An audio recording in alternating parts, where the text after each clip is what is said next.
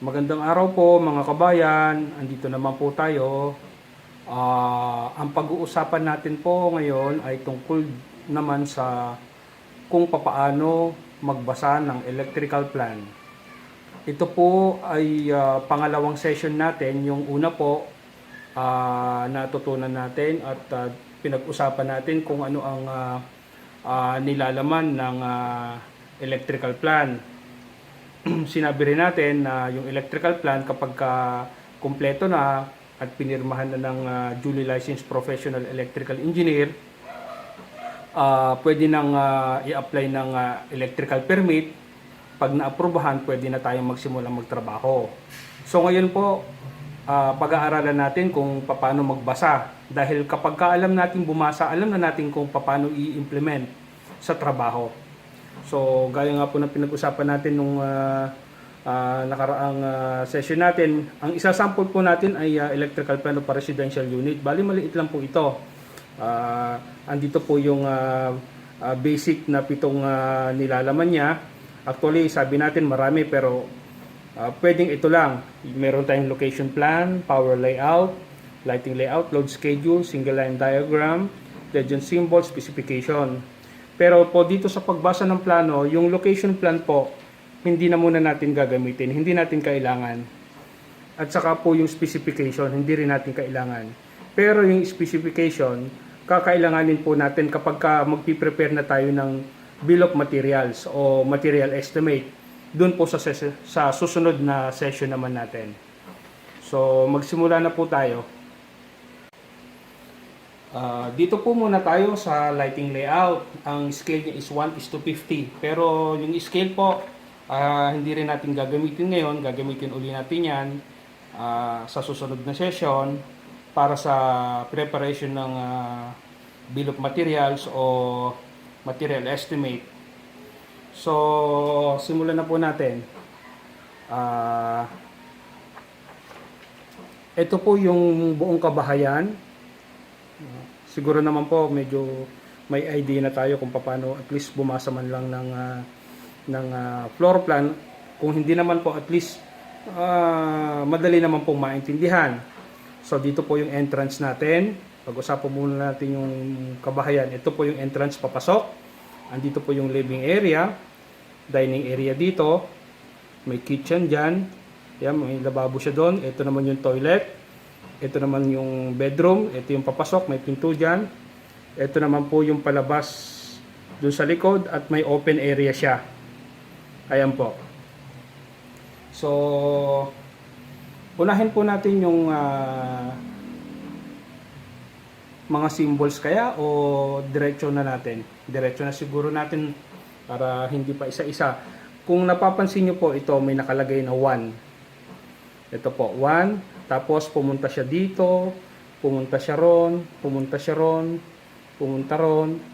Tapos pumunta na naman siya doon, pumunta siya ron, dito. Tapos meron na naman siya ron, meron siya ron, meron dito.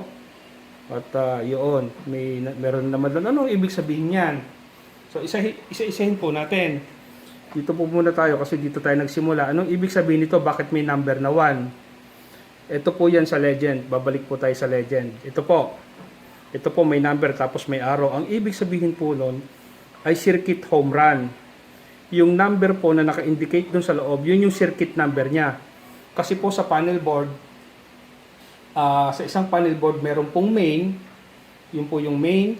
Tapos meron siyang branch circuit kung ilang circuito siya. Halimbawa, 4. Sa pagkakataong ito, 4. Pang-4 yun. Dito naman, so ito po ang unang circuit natin, circuit number 1. Mamaya po malalaman natin pagkadating natin dun sa single line diagram later on. Ngayon, may arrow po siya, tapos may linya po. Ano pong ibig sabihin ng linya? Linya na yan. Tuhog-tuhog lang po yung mga bilog na yan eh. Yung linya po, ang ibig sabihin po conduit. Yan yung tubo, yan yung linya ng kuryente. Tubo yan, tapos sa loob may wire. So, tuloy po tayo. Pagkayari niyan, tapos meron pong bilog. Ano pong ibig sabihin ng bilog? Tapos may cross. Ito po yan sa symbols. Sabi rito, yung bilog na may cross is 100 watts incandescent lamp. So, ilaw pala. So, ayun. Meron na naman doon. So, kung mapapansin nyo po, konektado siya sa kabilang ilaw kasi isang sirkito lang siya eh. Pero bakit merong branch dito na papunta dito at pagkatapos naging sabi rito S2? Ano po ang S2? Ito po, ang sabing S2, two-gang switch. Ibig sabihin, sa isang device na switch, sa isang device may dalawang switch. So, ibig sabihin, dalawang ilaw ang i-control niyan. Tignan natin. O pwedeng dalawang grupo ng ilaw ang i-control niya. Tignan po natin. Ito po, S2, sabi niya, may ilaw rito. So, itong ilaw na ito, papunta doon. Itong ilaw na to papunta ron. So, ibig sabihin, itong S2 na to, na may dalawang switch sa isang device, ay i-control niya to, at saka i-control niya yun. Ganun po. So, ibig sabihin pala, yung ilaw dito sa open area, at saka yung ilaw sa toilet, dito i-control sa may tabi ng pinto ng toilet. Bakit natin hindi nilagay yung switch ng toilet dun sa loob ng toilet? Kasi po, pag nilagay natin, mababasa. So, dito lang po sa labas sa tabi ng pinto para bago pumasok sa toilet, pwede niyang i-switch on and off. Pag siya naman lalabas dito, bago siya lumabas papuntang open area, may si-switch niya rin po dito. Dire-diretso na po tayo. Ito po, itong ilaw, may connection dito sa susunod na ilaw sa kitchen. Tapos po itong S na to, ang ibig sabihin yan, balik po tayo sa symbol, is one-gang switch. So, ang ibig sabihin po pala, yung kitchen na ilaw, ang switch niya ay ito. Nandito. Tapos ito pong ilaw naman, papunta naman siya rito sa bedroom. May isang ilaw din sa bedroom, sa center siya. Usually, ang ilaw, ini-install yan sa center ng isang room o kwarto. Tapos yung switch niya, ito. Konektado siya ron sa tabi ng pinto para kapag pasok dito, may si-switch dito, yung sa bedroom. Pagkayari naman sa bedroom, dito tayo sa living area. Ito, yung sa living area naman, ang switch niya nandito rin. Andyan. Tapos may ilaw din dito. Ito, alanganing dining, alanganing living kasi entry sa nito papasok na to Ito kasi pinto. So pagpasok mo ng pinto, may ilaw ka doon. May S2 rito. Dalawang switch na naman siya. Yung isang switch, kinokontrol niya ito. Yung isang switch naman, kinokontrol niya ito. So, dalawang switch. Kung mapapansin po natin dito, ba't parang walang, sa hangin lang naka-install yung ilaw? Parang wala siyang structure o ano. Kasi po, pagka ganito, yung yero po kasi naka-overlap. Magmula dito, naka-overlap, yero. Tapos po, siguro walang kisame yun. Doon po sa ilalim ng yero, sa may, kung siguro niya, sa may framing niya, doon ikakabit itong ilaw na to. Ito naman, ganoon din, open area sa likod. Yung yero niyan, may extension pa yan. Siguro hanggang dyan yung yero niyan. Kaya, kailangan din ng ilaw dyan. Saka ito. So, ganun lang po kasimple ang bumasa ng lighting layout. Ito na po yung pinakasimple. Marami pa pong lighting layout na iba't ibang klaseng ilaw. Kaya lang po, sa mga susunod na lang siguro natin pag-aaralan yon. Subukan nyo po munang, kung kayo po ay electrician, subukan nyo po munang magbasa ng mga iba't ibang lighting layout. At pag hindi po kayo maintindihan, i-comment nyo lang po dito at sasagutin po natin. So, okay na po siguro yon. Lipat na po tayo sa power layout.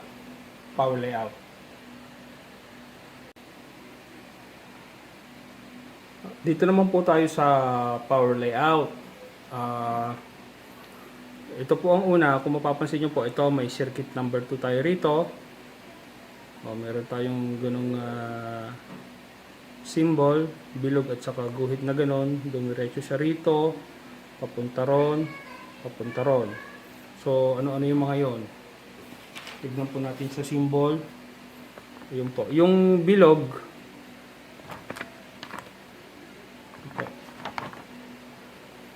yung bilog po na may dalawang guhit. Ayun. Ang ibig sabihin po nun is yun yung duplex convenience outlet. Ito po yung saksakan, duplex po, doble. So, yun po. So, ayun po yun. Dito sa bedroom, meron dalawa. Pit natin para maliwanag. Ito po, dito sa bedroom, may dalawa. Sa living room, may dalawa. So, isa, dalawa, tatlo, apat. Itong circuit number 2. Papunta. Ito naman, itong circuit na, kaya may ganitong nakalagay na circuit home run, ibig sabihin, papunta sa panel board yan. So, lahat ng mga circuito, papunta sa panel board. So, dito naman po tayo sa circuit number 3. Ito po. May isang weatherproof dito na circuit number 3. Meron siya, bilog siya, tapos dalawang guhit, may nakalagay na WP. Ibig sabihin po, ayun, WP, weatherproof convenience outlet. Usually po nilalagay yan sa mga lugar na pwedeng mabasa yung socket. Pag weatherproof po, meron pong takip yan. Hindi mababasa. So, tapos na tayo sa circuit 2, 3. Last circuit na po tayo, circuit number 4. Medyo malabo, lilinawan lang po natin. Ayun. Circuit number 4 natin, ito. Isang WP at saka isang normal lang na convenience outlet. Circuit number 4. So, tatakbo din po sa panel board yan. So, ilan po lahat ng circuito natin? 4. Okay. Tapos, ito naman po, symbol ng panel board. Ito po, oh. Panel board. Andiyan po yung main circuit breaker natin, saka yung mga branch circuit breaker natin. Tapos, ito naman po, ito po yung ating kilowatt hour meter. Tapos ito naman po yung symbol ng service entrance. Ito po yun, oh. Sabi po rito M, kilowatt hour meter. Tapos yung triangle na may guhit magkabila, service entrance. Okay po, so tignan natin. So itong panel board at saka yung metro may connection. Metro papuntang service entrance. Tignan po natin sa load schedule yan. Magsimula tayo rito sa service entrance.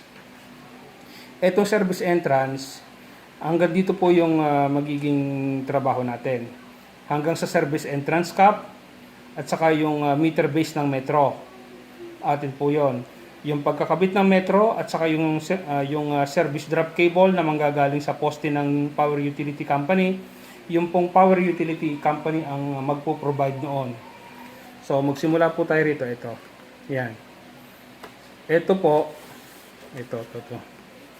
Ito na po. Ito. Ito po. Ito siya. So, ito, 38.0 mm squared TW or THW wire. Service entrance cable wires from electric cooperative. So, ito po, ipo-provide ng electric cooperative hanggang dito. Tapos tayo naman po, dun sa service entrance cap hanggang sa metro, ang ipo-provide natin ay ito, 5.5 mm squared. Tapos, nasa 25 mm diameter siya na PVC conduit or tubo. So, ito po yan. Ito po, pag tinignan natin sa plano is ito siya. Ito naman po, papunta dyan. Ito naman po. Ito po, papunta doon. Tapos yung metro naman po, papuntang panel board. Ito po, metro, papuntang panel board. Okay. So, anong sukat po yung tawag rito, yung tubo at saka wire na manggagaling sa metro papuntang panel board. Tignan po natin dito. Sabi rito is 5.5 mm squared THSN wire in 25 mm diameter PVC conduit. Ayan po. So, di uno na tubo, saka number kunyan. Yung 25 mm na conduit is sa PVC 3/4 lang pala yan. Kasi yung 20 mm sa PVC, ang katumbas nun, media. So, yung 25 mm, 3/4. Tapos, yung 5.5 mm square na THSN wire, sa American wire gauge is kunyon, number 10 AWG. So, ayun po. So, alam na natin yung gagamitin natin doon. Ano pa ho ba?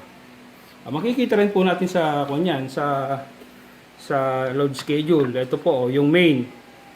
Ito po kasi yung main, ito po yung magsusupply sa panel board papuntang metro. Ito po, kung makikita nyo, halos ganun din. Ito po yung wire size, conduit. Ito po yung wire size niya. Conduit size. Ito po, 3 5.5 mm square HHN wire, saka 25 mm diameter PVC conduit. Andito yun, main. So, ibig sabihin, talaga pong malinaw. Nasa load schedule siya, nasa single line diagram siya. So, balikan po natin itong circuit number 2. Ito po sa convenience outlet. Circuit number 2, anong size ng wire? At saka anong size ng tubong gagamitin natin? Kung dito po tayo sa single line diagram, pero pag malalaking project po sa single line diagram, hindi na pinapakita. Dahil maliit lang to, at pinakita dito. Ito po circuit number 2. Yung size ng circuit breaker niya sa panel board, 20 ampere. Tatlong 3.5 mm square THHN wire in 20 mm diameter PVC conduit. So malinaw. Nandito rin yan sa load schedule. Ito, power outlet circuit number 2. Ito, 20 ampere circuit breaker yung kanyang protection sa panel board. Tapos ang wire niya 3.5. Ang conduit size niya is 20 mm. So, ganun lang po. Circuit number 3, circuit number 4, ganun din po ang gagamitin natin. Ito po, circuit number 3, saka circuit number 4. Ayun po yung size ng wire. Andun din po yung sukat ng conduit o tubo. Circuit number 4 po, ayun. Andun din. Dito po. Andito rin po, circuit number 3, number 4. Isang laundry circuit, saka small appliance load. Andito yung sukat ng wire niya, tapos yung conduit size. Yung sa ilaw naman po, dahil circuit number 1 yun, ito. Ito, circuit number 1. Ano po kanyang sukat ng wire niya, saka tubo niyan. Ito, punta tayo sa single line diagram. Ito, 3 2.0 mm square THHN wire in 20 mm diameter PVC conduit. Mas maliit yung wire size niya, 2.0 lang. Number 14 niyan sa AWG. Ayan. Tapos, andito rin siya sa load schedule. Circuit number 1. Ayan, yung circuit breaker niya 15 amperes, tapos yung wire size niya is 2.0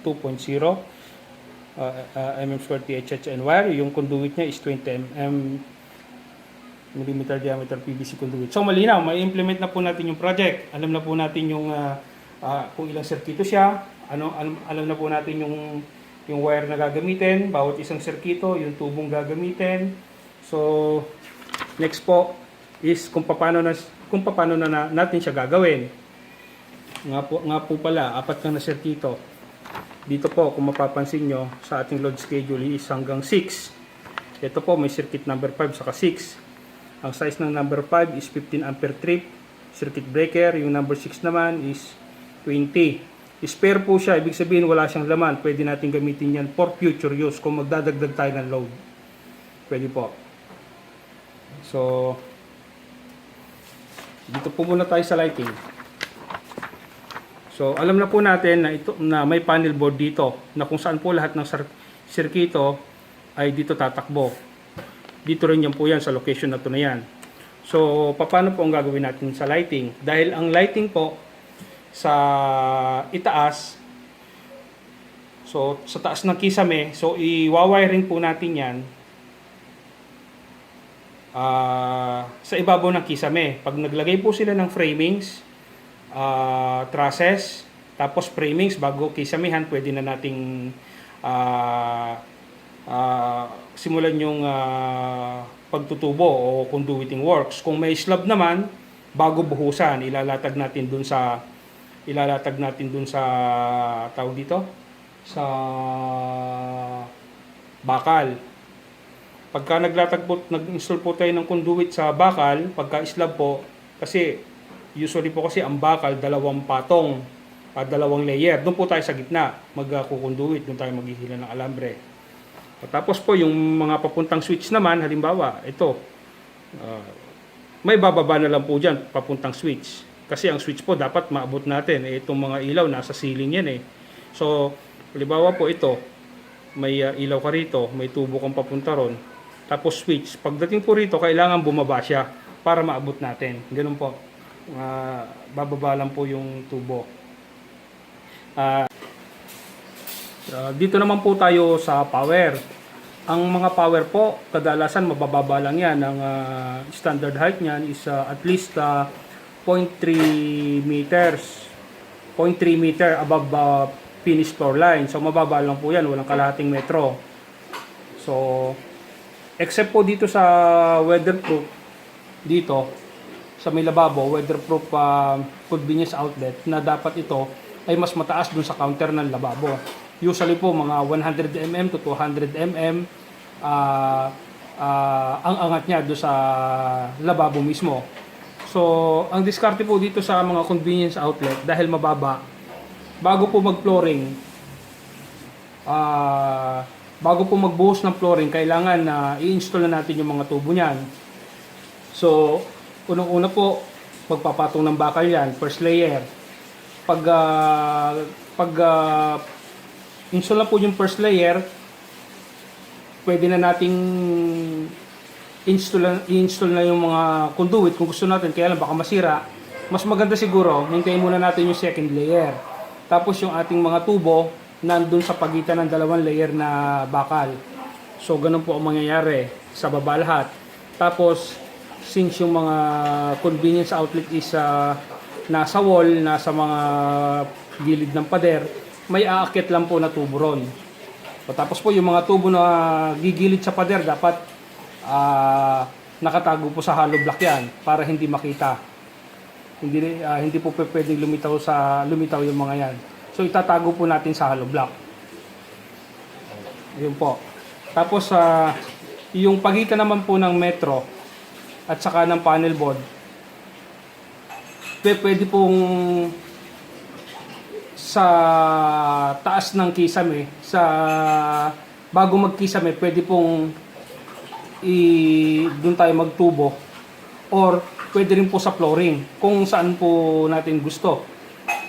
Kasi po ang panel board, ang mounting height niyan, at least yung top niyan, yung top portion niyan, around 1.8 meters yan above finished floor line. So nasa sa atin po kung saan natin gusto. Pero kung ako po ang tatanungin, i-install ko po to above false ceiling, doon po sa taas ng kisame, para later on, pagka maintenance, pwede ako magpalit ng tubo kung gugustuhin ko, o pwede ako mag-adjust pa kung ano. Kasi kapag nasa ilalim ng slab yan, dito sa ground floor natin, dito sa slab ng bahay, sa floor, pwede mo siyang mapalitan ng alambre, pero hindi mo siya mapapalitan ng tubo na. Kasi nasa loob na siya ng konkreto. So, ganon. So, ito namang meter base, usually ini-install ito sa poste, pero dito sa drawing natin, pwede naman din dito sa tabi ng pinto.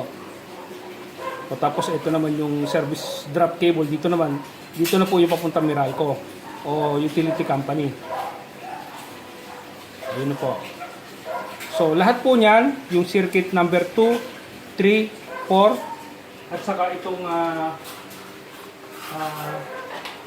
circuit number 1 sa ilaw, lahat po yan ay tatakbo dito sa panel board. Tatakbo po lahat sa panel board yan. Yung panel board po ang magsusupply niyan. Ito po, tinignan na natin to kanina. Ito po yung panel board. Ito yung mga circuito yan. Dito galing yan. 1, 2, 3, 4, 5, 6. So, ayun po. So, yun lang po, at sana may natutuhan tayo maski konti. dito sa ating video ngayon. Kung nagustuhan nyo po, subscribe naman po at paki-like na rin. Maraming salamat po.